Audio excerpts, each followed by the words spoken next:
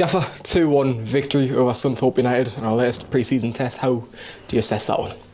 I thought it was a really good game. Honestly, a lot of credit has to go to Scunthorpe for the team they are and how they play. I just thought it was a really good game. It could have been a draw. It could have been a Scunthorpe win. I've seen those go every which way, but I thought it was very competitive. Hopefully, they will have enjoyed the realism as much as we did. And it was it was the first sort of.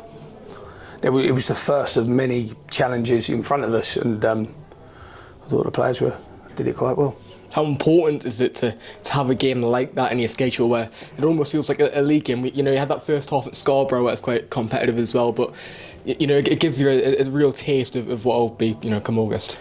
Yeah, all managers and coaches moan about pre-season games and their fictitious nature. And that was as real as they come. Some good players, Scunthorpe, very good players, and a traditional club like us in terms of EFL. And I just thought it was a really good night. And like I said, there were challenges put in front of us. There was that little moment where both teams had to show their spirit. There was a little moment where we had to do things tactically. There was a little moment where the players had to improve on different things. We went a goal behind. That hasn't happened. There were lots and lots of good moments for us tonight that we can pick apart in the coming days and work out how we address them and how we can address them better. Was that the message going into the game, that treated as a league game? There were several lads who played 90 and whatnot. Was that how you sort of going? No, I think I was like that at West Auckland. I'm a big believer you can't pick and choose when you want to win. You either are one or you're not one. And that's always been my message. It always has been for 20 odd years. And the players were getting to that point. Some of them were getting to that point where they needed that time on the pitch to really push their capacity aerobically and anaerobically.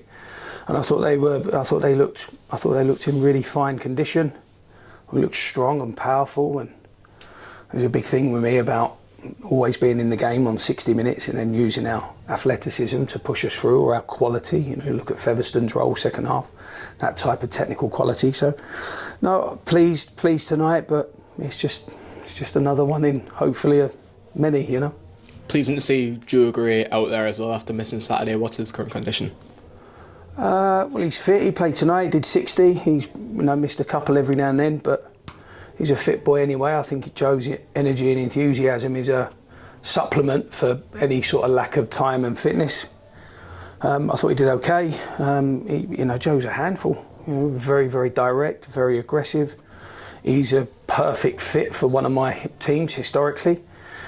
He can do loads better, like they all can, and he can carry on doing some really good stuff even more. But it was nice to see him out there. It was nice to have him available. You want your best players available, and I'm not sure anyone would argue with me that he's up there in our squad.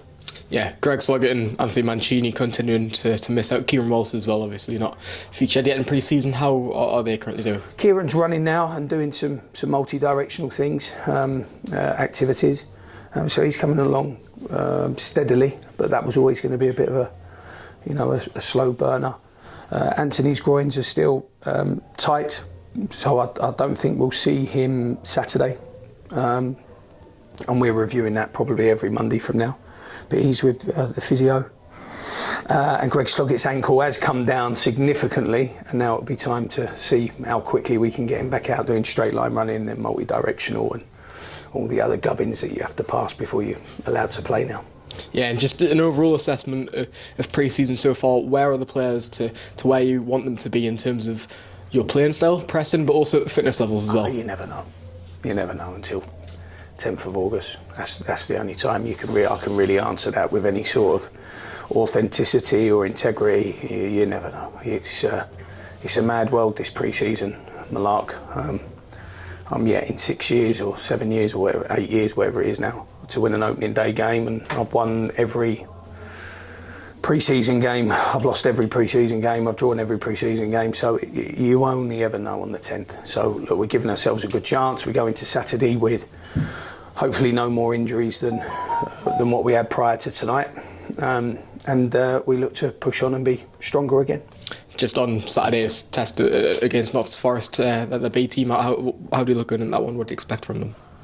No idea. Again, you know, if I'm not trying to blow smoke up anyone's backside, so I've got no idea. It'll be another test. I'm sure it'll be a very similar test to the Sunderland test, but you don't know if Nottingham Forest decide to send some seniors on the day. It could be a completely different one. You know, it's just, I think the important thing, and especially when you're with Hartlepool, is we concentrate on ourselves. We make ourselves the best version of Hartlepool and let everyone else try and worry about us. You know, I think when you go into so much depth and detail on the opponent, you lose who you are. So I'd like to think we're trying to be who we are, the best version of who we are. We've got through another challenge tonight, which has been pleasing, but like I said, there's this campaign, this 10 months is harrowing at times, so we've got to be ready for tougher tests.